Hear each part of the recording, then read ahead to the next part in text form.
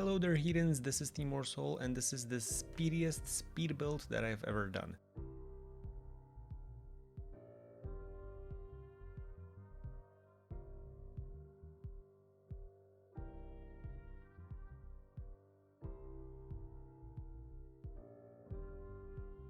This is under 22 minutes, actually in around 18 minutes the map will be ready. Additionally, it's not exactly a speed build as I'm not speeding the video up. Everything is done in real time, so what you see on the screen is what is happening on my computer. I decided to give isometric a go on stream or on record. I did fiddle around with isometric maps for some time now. Isometric maps are, well, they're vastly different when you build them from the regular top-down maps. Mainly because you need to plan the builds in a whole different way. You need to plan from the top right corner, usually the top right corner, and you need to go down and not exactly bottom up, but rather geographically from the most uppermost room to the lowermost room.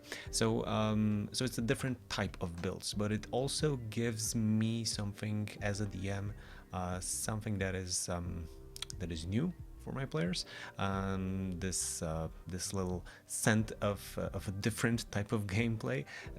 Most of you, I hope, know this feeling when you prep a map and it really pops and really good, and you see your players enjoying it, and you enjoy it, and you enjoy making it, and so on and so on. So with ISO maps, it's like a different new drink that you can get.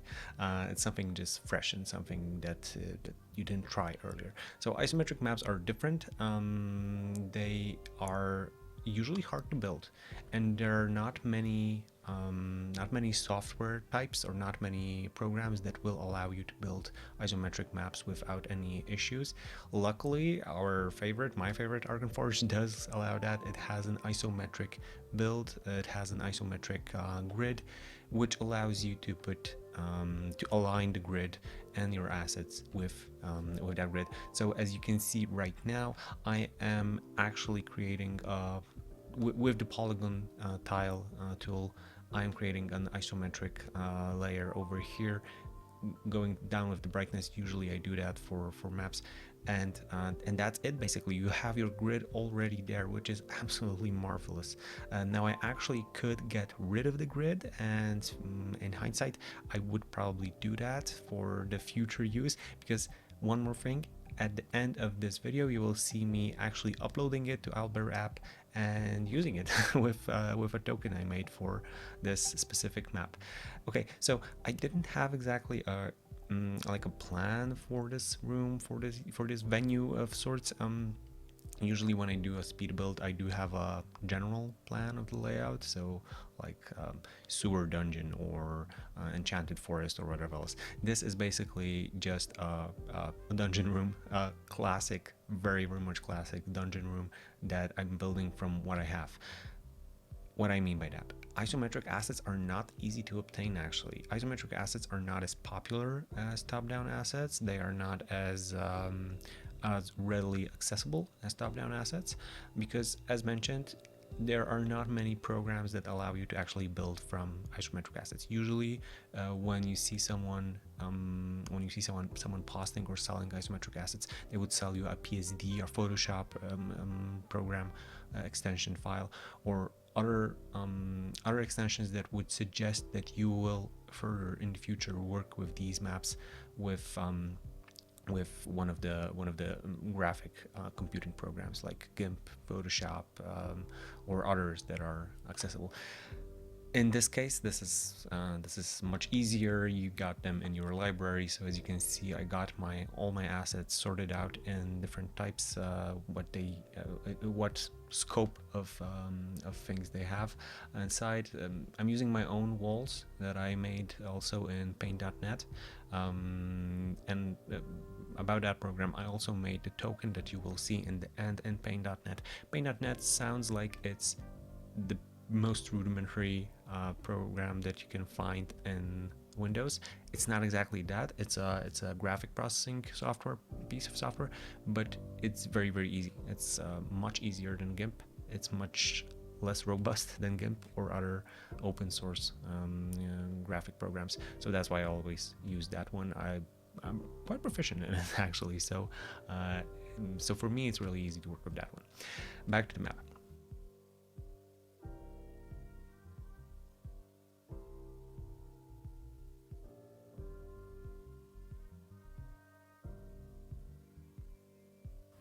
By the way, drop your favorite isometric artists in the comments so other people can use them, and maybe I also don't know him, so hey, it's a win-win situation.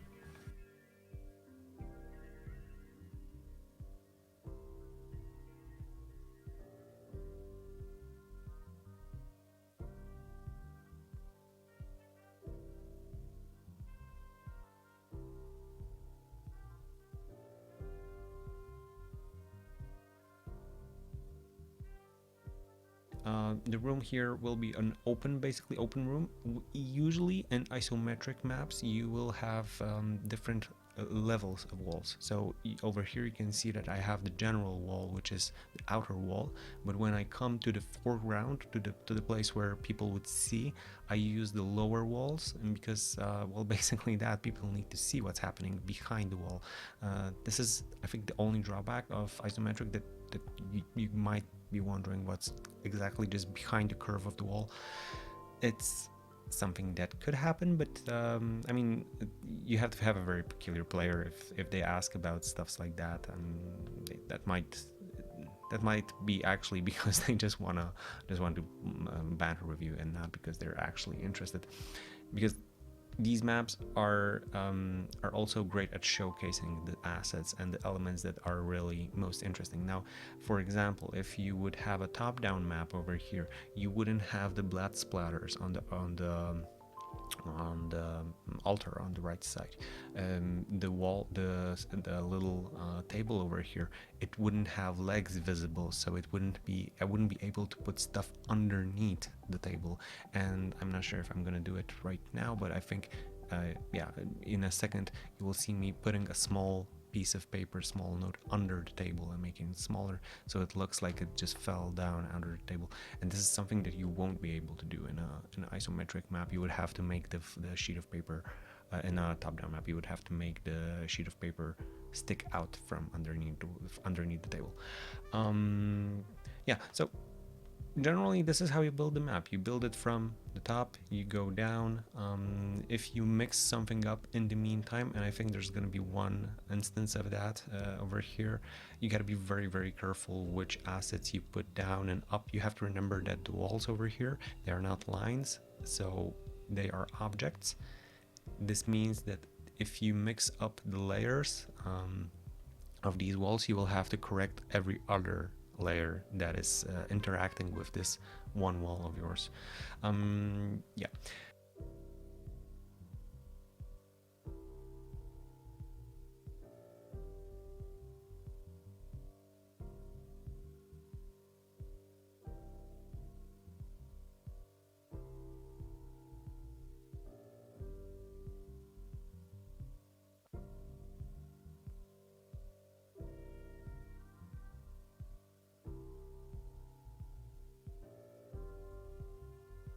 This is an abandoned type of dungeon with some traps.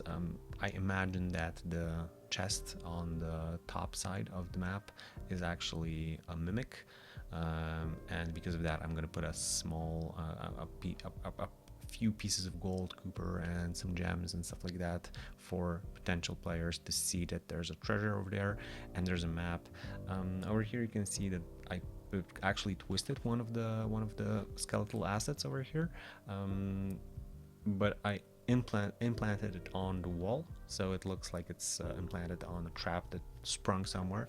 And over here I'm using a trapdoor and I'm putting boulders on top of it. So for the DM, this is something that they can use in both ways. You can either have this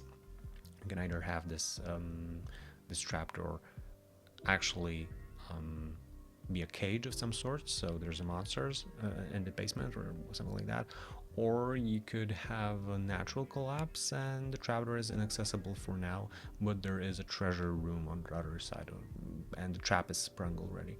Maybe this is also a part of the trap. Yeah, but this is the beauty of not having a plan for a map. Usually I don't work like this. Usually I would know what I'm doing a little bit better, but yeah, I decided to give this one a go. I am using isometric maps exclusively in my one-shots. I have like a couple of one-shots every month. I play one shot at least, and I do try to mix up the maps that I use for this shock and awe value that I get. I really like how differently players react with when they see a classic map and a isometric map. It is something different. Oh, this is the moment when I mixed up the layering system, and you can see that one of the walls popped up. Now I have to repair this one and then this one. This is not a big fuck up, but if I would fuck up one of the internal walls, that would be a lot of things to repair. And now the layering stack in Arkenforge would probably allow me to fix that with well, maybe not with ease, but with lesser pain. But still, it's not something that I would like to do actually. So this is the only thing that is superbly important when you build a map in isometric. What I'm doing right now is basically just looking at the assets that I have, and I'm just putting them into the map and seeing where they stick nicely and where they don't.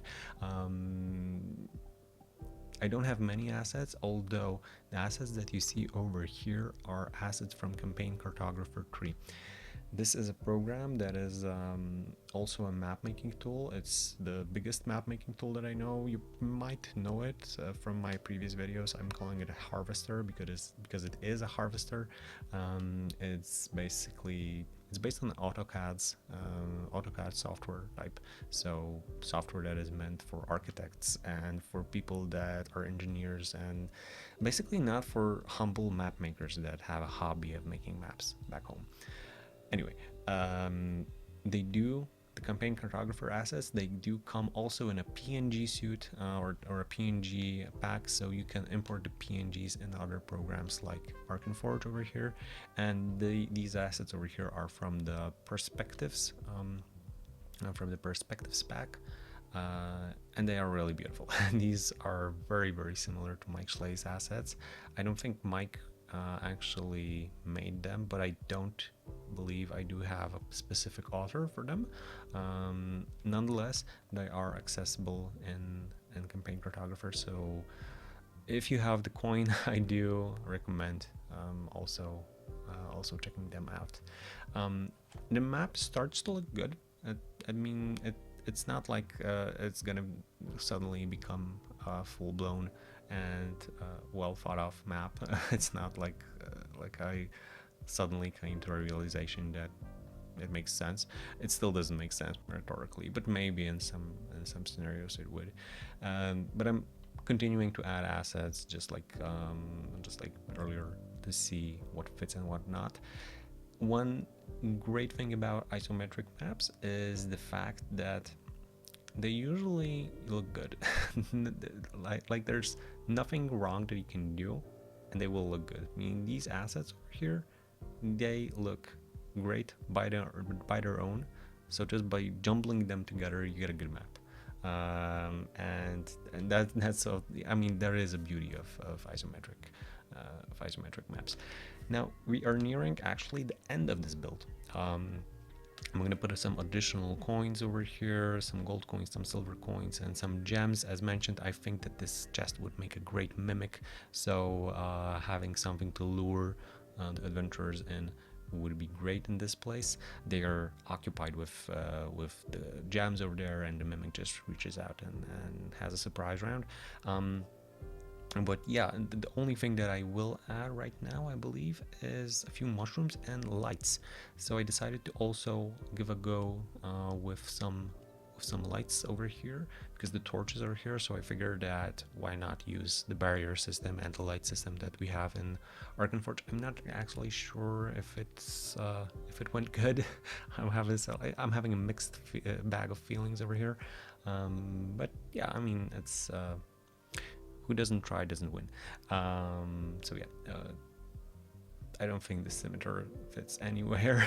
I tried also with the great sword, but it looks really cheesy over here, so yeah, off you go. There's no weapon that I left over here, and the last part are the lights as mentioned. So I'm selecting the torches, putting a light on, and later I will use the barrier system to make the light go towards the places where I'm interested in. Now you will see me using the barriers in a very not in a very precise manner. I actually what I should have done is I should have traced the bricks with the barrier system, and by doing that I would ensure that the light would look more naturally. And after I go down with the lights on this map, you will see what I mean, that basically the problem here was or some jagged edges with the light. It didn't look natural with the walls over here, but still it looked better than without any lighting system. So there's that. I didn't mention I'm building this in Arkenforge beta. Again, this is the beta build, so there might be some issues, but I didn't run into any issues while building this map. As I already said, there's no cuts in this video, so this is basically live what I did. Like maybe 20 minutes ago. This commentary is also real flesh. And yeah, you can see that after I went down with the lights, especially the light on the right side, the edges look kind of jagged. If I would do that more precise, if I would trace the bricks that made the wall, it would look much better and more natural. But yeah, I didn't. Yeah, here you can see that I mixed the opacity with the tolerance of the chroma key, but I just don't want the icon to be visible for me right now over here. And the idea was that some light will be getting inside the tomb from the outside. So what I need to do now is actually I need to find the barriers, and I need to add some points and then pull the barriers outside of the tomb, so like over here, so I get a more triangle shape of light that's coming inside. As mentioned, I'm not exactly proud of how the lights work over here. I could have done a better job, but I didn't. And you learn on your mistakes. So I'm just adding a polygon and pulling it out, and I'm gonna pull it out even more, and then I'm gonna put the light on the outside, and you can see there's just a small smudge of light getting inside. Now, one thing that I always do is I make sure that my background is black, so I don't get this this difference between the map and the grid, the gray and the black of the grid. So yeah, and this is basically it. So now I'm going to export this map, and by initiating selection, I think I did it actually twice because honestly I didn't like the numbers that I saw. I sometimes do be like that, but yeah, 35x 20 25 looks good. And exporting, now you won't see it on my desktop, but you will see it here. I'm entering Albert.app, creating a new room, creating a new scene over here, just making sure that everything is okay. I'm not proficient in Albert app yet, but I will be soon, hopefully. Yeah, creating a new room.